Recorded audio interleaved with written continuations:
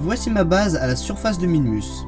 Vous ne vous rappelez peut-être pas parce que c'était il y a un sacré moment, mais je l'avais fait atterrir au début et c'était ma toute première base à la surface d'un autre corps céleste que Kerbin.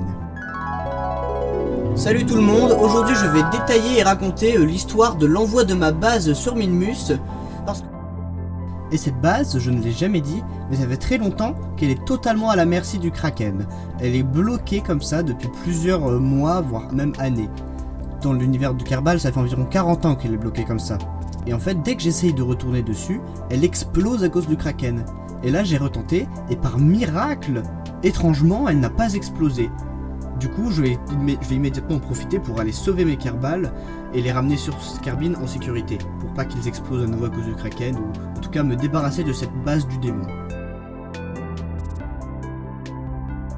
La première chose que j'ai fait quand je suis retourné sur cette base et qu'elle n'a pas explosé, c'était de vérifier combien de séances ils avaient produit.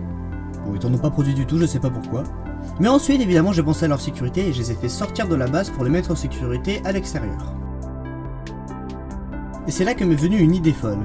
Cette base, pour atterrir à la surface de Minmus, comme elle n'a pas de parachute, normal, il n'y a pas d'atmosphère, elle a utilisé un petit moteur qu'il y a en dessous, ainsi que du carburant pour pouvoir se poser. Et le truc, c'est que cette base, elle a encore du carburant, environ 1400 mètres par seconde. Alors certes, elle peut pas retourner sur Kerbin, mais elle peut sans doute retourner en orbite de Minmus, et là je pense pas qu'elle explosera. J'ai donc ramené tous mes Kerbal dans le module de la station, qui n'explosait jamais quand elle a été prise par le Kraken quand je venais la voir. Du coup comme ça, même si là elle était attaquée pendant en orbite, elle n'exploserait pas, ou en tout cas si elle exploserait, mais le module dans lequel se trouvait le Kerbal, lui, n'exploserait pas et resterait en sécurité. J'étais certain que la base serait stable pendant son décollage, vu que je me rappelle que dans le BAV, quand je l'ai conçu, j'avais fait attention à ce que les moteurs et le centre de poussée soient pile au niveau du centre de masse, sauf que ils sont au niveau du centre de masse que si les 4 moteurs autour du moteur central est bel et bien allumés. Mais là, je ne les ai pas allumés, il n'y a que le moteur central qui est allumé. Du coup, la base n'est pas stable et je dois limiter la poussée du moteur central pour pouvoir décoller.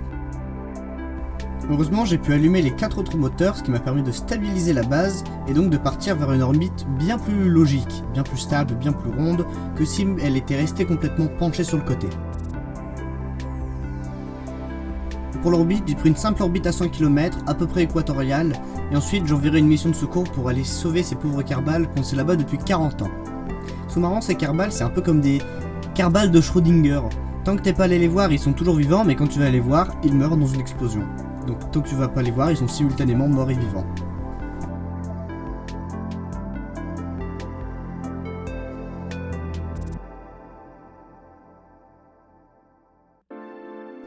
Maintenant, il faut construire un vaisseau de sauvetage pour pouvoir aller sauver ces pauvres Kerbal qui sont toujours coincés en orbite de Minmus. Pour ça, je vais partir sur une capsule Mark III pour y contenir les pilotes, et sur un module d'habitation Shanty pour qu'ils puissent s'amuser un peu et pouvoir stocker tout l'équipage, parce que quand même ils sont assez nombreux. Au moins là-bas il y a de la place et ils vont pas s'ennuyer.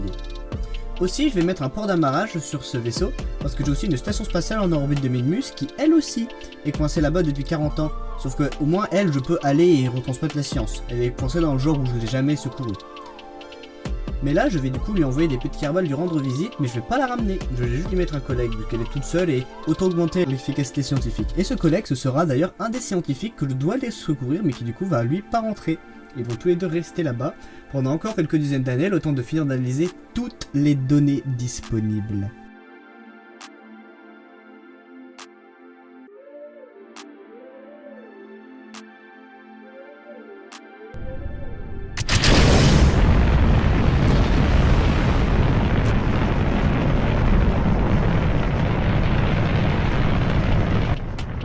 Vous pouvez aussi voir que j'ai installé le mode Volumetric Clouds, parce que même s'il est payant, j'en avais vraiment marre des nuages du mode Eve.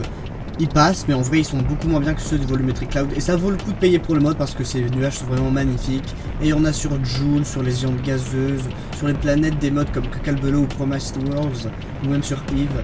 Il y en a, c'est vraiment, ça vaut le coup vraiment. Hein. Du coup, là je les ai installés et franchement c'est beaucoup plus beau comme ça.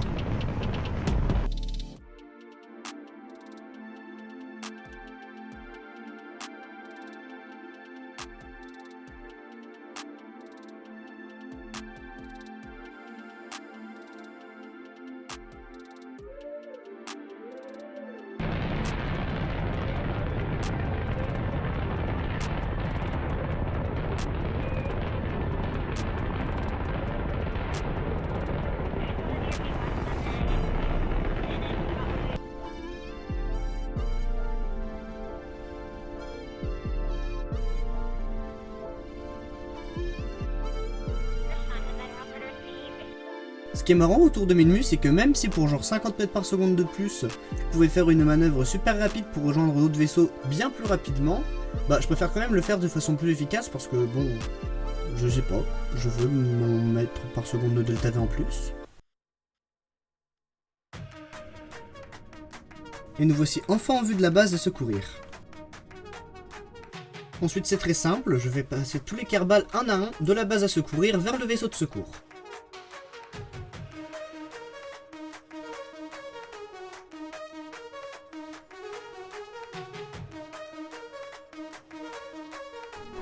Et après quelques autres manœuvres, je suis allé m'arrimer à la station spatiale en orbite autour de Minmus pour rencontrer ce Kerbal coincé dans cette boîte de conserve depuis 40 ans. Du coup on pousse de force ce Kerbal dans cette boîte de conserve avec cette petite Kerbalette devenue un peu psychopathe avec le temps, un peu paranoïaque. Et avant qu'il ne comprenne ce qui lui arrive, on se barre et on le laisse!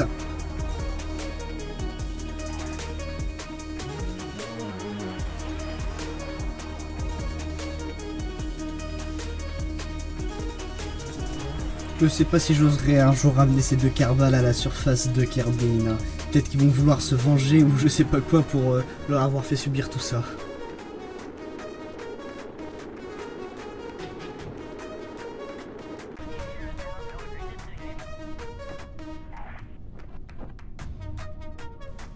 Ce qui est marrant sur cette capsule, c'est que j'ai essayé de faire un peu comme les Soyouz. Les parachutes ne suffisent pas à ralentir la capsule entièrement, du coup juste avant l'atterrissage, j'utilise des petits boosters, ceux qui sont normalement utilisés pour séparer les boosters, pour pouvoir ralentir à fond très rapidement et pouvoir me poser en douceur. On va voir ce que ça donne.